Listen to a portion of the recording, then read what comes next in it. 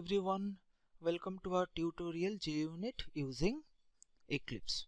So we want to show you that how you can use Eclipse IDE for unit testing using the particular framework which is called as a JUnit. So what are the steps? First, you have to create a Java project. So I want to create a calculator for which I want to do the unit testing. So let us name it as a calculator test.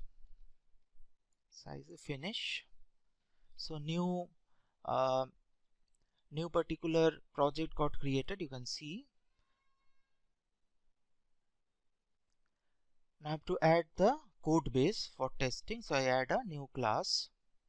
So let us name it as a calculator class. Okay, just add this calculator class. Now what I'm supposed to have here, I can create two instance variables. So let me make so it's a int in1 and in2. We can have a constructor, a public calculator, which will have two parameters, which can be int in1 and int underscore in2. So that will initialize your in1 and in2, right? Now you can write your methods which you want to test.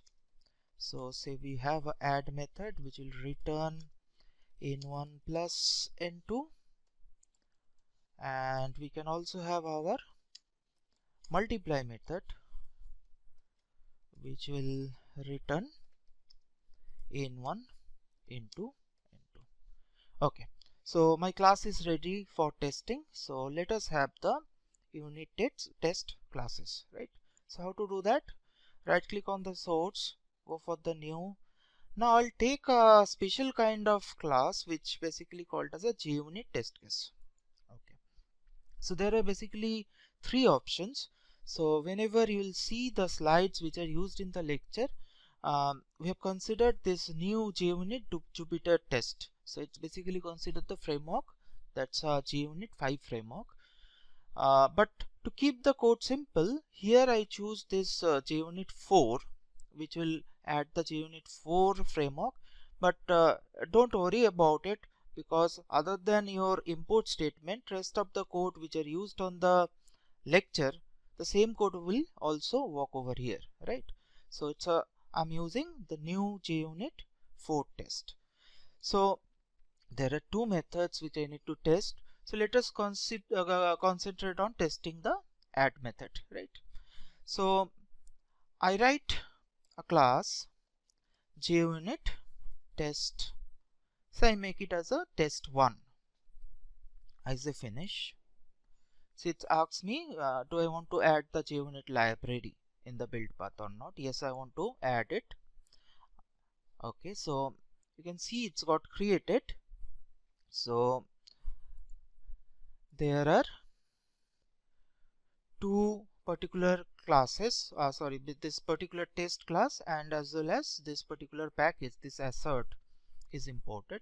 So this test class is used for this particular annotation @test. So whatever the test method you will create, that must be annotated with this @test. Now the assert methods, assert functions, whatever I'll use, these are for this particular assert, right? Assert package. So I'll use this assert equals method to check that my particular unit test case is success or failure. But before that, I need to do little bit of setup. What kind of setup? I have to create the object of calculator class. So it's a C, suppose calculator, and I'll have my values like a 10 and 20. So as you know, the output should be what? The output should be a 30. So how do I make the call? It's a c.add method, right? So whenever I'll call the add method on the values which are 10 and 20, so it should give me answer 30. So now how do I test it, right? So test case could be run straightforward way. You can go for this run JUnit test one option and click on this. So in the left side panel you can see there are only one test case we have run. There is no failure. So it's basically run successfully, right? So our particular program is working correctly. So let us do some mistake. Say instead of doing addition, by mistake in the add function I have done a subtraction, right? So you take a typical test case which you say 2 and 0, right? So your expected result is a 2. If you run this, even you have done the mistake, like instead of plus you have used a minus operator, so you can see it is giving a correct result, right? So it may happen that one test method may not be able to reveal all the errors, so it's better to use multiple test method to explore different test cases. So I can have two different methods. So I say test add 1, and there is another method that test add 2. Suppose now it takes 2 and 4, and here the answer should be 6, right? So I'm having now two test methods which I has to run. So now let us check it. So now see, there are two test methods basically executed, that basically ran, and but one out of them, one is failed, right? So if you check which one is failed, the first one doesn't show any fail trace. If you look at the second one, see, in the second one it says expected output should be 6, but it is giving what? It is giving -2. So it clearly shows that you have done something wrong, right? So this is how you can add a number of test cases using number of test methods, and you can try to uncover the error from your code. Okay, so let me do the required correction in the code. So I make it plus. So now if I test it, it works well. So two of the cases run successfully, there is no failure. Okay. So next, what I want to do, suppose I want to have a method which will go for testing the add and another method test for multiply. Right. So I pass here the values like 10 and 20. So my expected result is 30. And here also I pass 10 and 20. I call multiply method, and here my result should be 200, right? So this will go for testing the add method. This is going to test my multiply method. So I run this. So you can see both are executing correctly, right? Okay, so what I want to show you, see, any test method needs some kind of initial setup, like you have to create an object, right? So that could be done before the particular method is basically called, right? So I don't have to repeat the code for setting up the particular test, setting up the environment for doing the particular test, right? So how we can do that? So let me have some instance variable for this particular test. So I can have my private int n1 n2, and I also make this object of calculator class C also as a member instance variable, and I go for writing annotation before with a method setup. Okay, so in this what I do, I initialize my instance variables 10 and 20, and also create this C object with the values of n1 and n2. Now if you want to use this before annotation, what you need to do, you have to import this, import org.junit.before, right? Okay, now as like this before with setup, do your setting up the environment, like it create an object, allocate some resources, maybe creating a connection with the database. But after execution of each method, you need to close this, right? Whenever you are having a connection with the database, once the method got executed, you have to close the connection. If you have allocated a resource, you need to free it. So for that, you are having a tear down method, which will use the annotation that's basically the after. So before and after execute before each of the test method and after each of the test method. It's a public void, I say tear down, right? So if I have something, I have to write it. I'm not writing anything over here. So I just write this JUnit after, right? Now if I run this, it works fine, right? Okay. Sometime I want that I'll have all the test cases for testing the add method in one class and testing all the methods for all the test cases for multiply in another method. So in that case, what I have to do, simply I'll add another JUnit test case class, right? So I'll just name it as a JUnit test2. Okay, so I have added. Now simple way to go about it, just I'll copy paste the code, right? I'll just make it as a 2.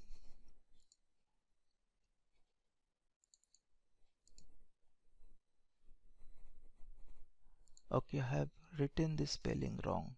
Please do this correction, right? JUnit.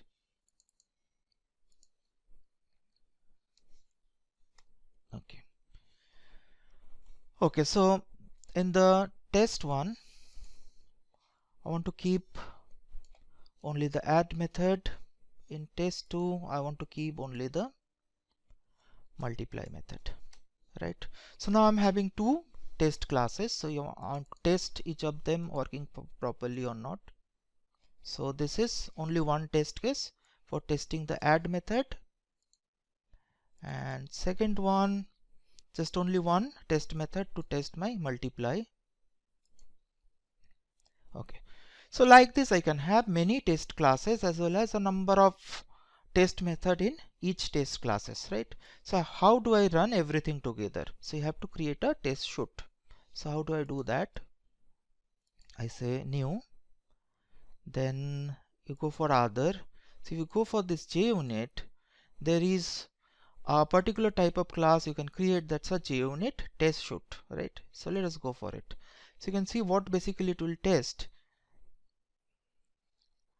Just give me a minute, I have some extra class, I have to remove it. Okay, okay, I'll repeat the same. I'll go for this. Now I'll create a JUnit. So I want to test all test case classes, so I'll have JUnit test1 and JUnit test2. So actually it creates everything, right? So this run with is belongs to, it's basically imported over here. Then you are having the test shoot class which specify which are the classes it will execute. So these are the class names, right? What I want to test. JUnit test1, JUnit test2. Please remember, it's not .java, it's basically the .class extension you have to run. Okay, let us run this. So you can find out both the test cases from different 2 test classes got executed over together. Okay. Now, sometime this test should be run with a test runner code, right? So that the output of the test case it could be printed on the console screen. So how to do that? It's a simple way to write a main method. So I'll just write another class. I say test runner. So I add the class. So you need to import some packages. So it's a JUnit dot runner import org dot JUnit dot runner dot notification. Yeah. Now I go for this public static void main string args. Okay. Now I have to take the result after executing the test shoot, right? So my variable is res, and how do I run the particular test shoot, right? So I write JUnit core. So JUnit core basically belongs to this runner package, right? Dot run classes. So which class I want to run? I want to run the test shoot, right? So this is my test shoot, right? So all tests. So it's all tests dot class. It's not Java again, it's basically the dot class extension you have to use. Okay, so now, so again failure is a classes. So after execution, each failure occurs, it has to be notified to me. So res dot get failures, right? For each failure it will notify me something. Okay, so what I do, I say system dot out dot println. So it's f dot get message. So I'll want to print the particular failure message. But if it runs successfully at the end, I also print that it is run successfully. So how do I print that? I can have a system dot out dot println. So I'll go for res dot was it successful? Was successful, yeah. So this is the method. So actually I've done everything. So just want to run. So it says true. So there is no problem. If I have some code wrong, say I have done this minus, right, instead of plus. So if I run my test runner, so it's basically say the expected output is 30, but it is giving minus 10, right? So it's basically identify the error properly. Okay. Now it is also possible to run a particular test case class only instead of running the test shoot. So you have to just do a simple change. Suppose I want to only run the JUnit test 1, right? So instead of giving the class for test shoot, what you can do, you can give JUnit test 1 here directly. So it will specifically run this particular test class, JUnit test 1.java class. Right, so it's identify error properly, right? So I think it will help you to write more programs. Please run all the programs professor has shown in the particular lecture using this Eclipse, right? So thank you all. Hope it will be helpful.